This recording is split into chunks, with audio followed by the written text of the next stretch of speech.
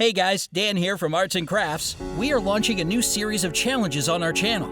For our first challenge, the first to guess all the colors from the cups gets $100. Also, if you guess the order that they were poured in the cup, you will win another $100. Get them both right and win $200. There are 10 colors, and to help out, we've added clues in our past videos with the first 3 colors.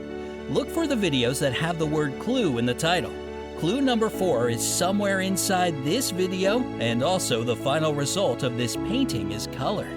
The rules are in the description area, but to summarize it, subscribe to our channel and leave a comment with 10 colors and the order that they were poured in the cup. Good luck! We will announce the winner or winners in one of our next videos.